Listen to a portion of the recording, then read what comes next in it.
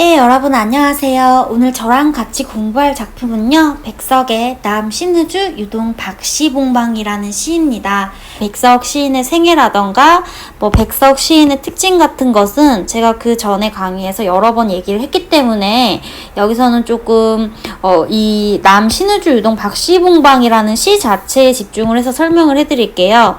백석의 이제 남 신의주 유동 박시봉방 같은 경우는요, 백석의 시가 굉장히 많습니다. 1930년대 모더니즘을 대표하는 우리 백석 시인 같은 경우는 시인들이 가장 좋아하는 시인 1위로 꼽히기도 하고, 많은 사람들이 그 백석의 시집, 특히 사슴으로 대표되는 이 시집이 다시 재출간될 정도로 인기가 굉장히 많은 시인인데요. 그리고 또 교과서에서도 굉장히 많은 백석의 작품들이 다뤄지고 있습니다. 그런데 이 남신의주 유동 박시봉방 같은 시는요, 백석 시인의 정말 대표적인 시라고 말할 수 있습니다. 그래서 이제 백석 시 연구에서는 이 남 신의주 유동 박시봉방에서 이 갈매나무라는 객관적 상관물이 나오거든요. 백석의 시는 갈매나무로 가는 그런 과정이다. 그래서 이 갈매나무가 바로 백석 시 세계의 완성이자 완결이다, 이렇게도 불리고 있습니다.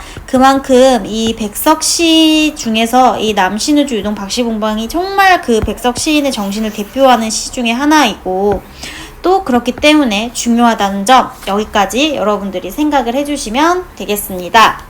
자, 그러면 먼저 시의 제목 먼저 볼게요. 남 신의주 유동 박시봉방이라는 이 제목은요, 1920년대 말에 그 이마에 우리 오빠와 화로라는 시와 굉장히 비슷한 구조인데요.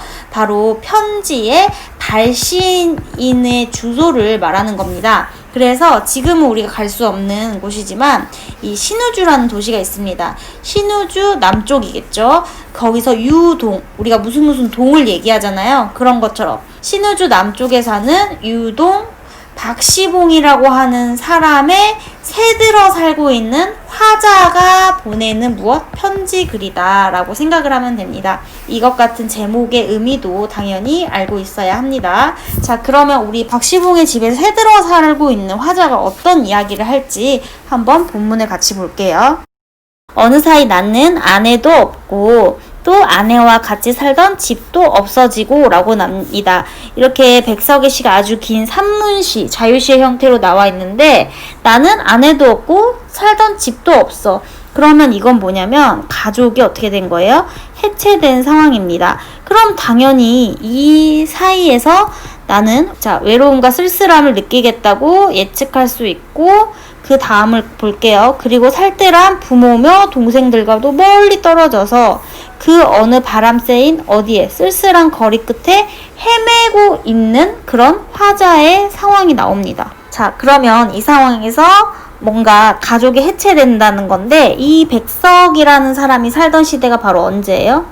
일제강점기죠. 그래서 일제강점기 때 그 외부적인 요인에 의해서 우리 민족 공동체가 해체된 그런 상황까지도 우리가 여기서 파악을 할 수가 있습니다. 바로 날도 저물어서 바람은 더욱 세게 불고 추위는 점점 더해오는데, 그럼 이 바람과 추위는 화자를 괴롭히는 대상이잖아요. 그러니까 이런 것은 당연히 부정적 현실로도 상징적으로 읽을 수 있다. 나는 이거는 목순 내 집 헌사슬간 한 방에 들어서 쥔을 붙이었다 라고 나오는데, 여러분들이 이런 단어 같은 거는 이제 낯설 거예요. 그래서 우리가 공부가 필요하다는 거예요. 이 삿은 뭐냐면 삿자리인데 갈대를 엮어서 만든 자리입니다. 목순의 집에 이 방에 여기 갈대를 엮어서 만든 이런 돗자리를 깐 거야. 그 방에 들어가서 쥔을 붙였다는 건, 쥔은 뭐냐면 새방을 얻어 살았다. 그래서 여기서 무엇이 제목의 이제 의미가 읽어지는구나 라고 생각하면 되고요.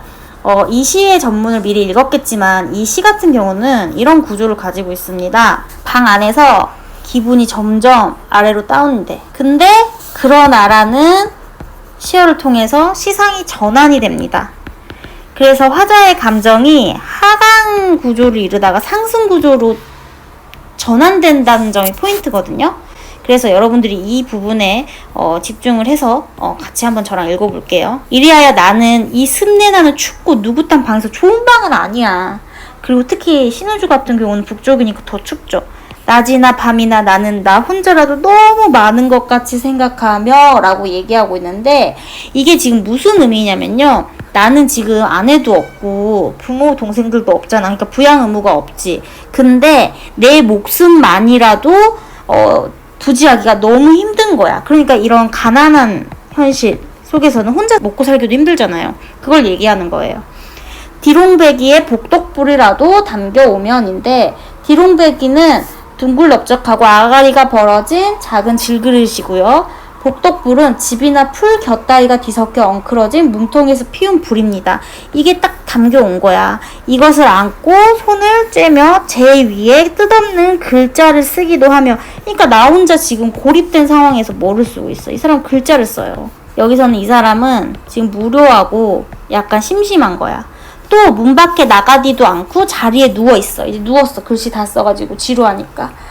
머리에 손깍지 베개를 하고 굴기도 하면서, 자, 머리 뒤에 이제 손을 깍지 끼고 누워있는 그런 상황을 상상해보세요. 그 다음에 나는 내 슬픔이며 어리석음이며 소처럼 연하여 세기짐하는 것이었다. 내가 이런 방 안에서 혼자 있잖아. 혼자 이렇게 누워있으니까 내가 슬픔과 어리석음을 자꾸 되짚어봐. 그럼 사람이 우울해질 수밖에 없죠. 그러면서 내 가슴이 꽉 메울 적이며 내 눈에 뜨거운 것이 핑 괴일 점에 이제 눈물을 흘리는 거예요. 이제 슬퍼. 왜 이렇게 나는 가난하고 외로운 현실에서 혼자 떨어져 있을까? 또 내 스스로 화끈 낯이 붉도록 부끄러울 적이며, 자, 이 시의 특징은요, 이렇게 화자의 감정이 직접적으로 드러난다는 거예요.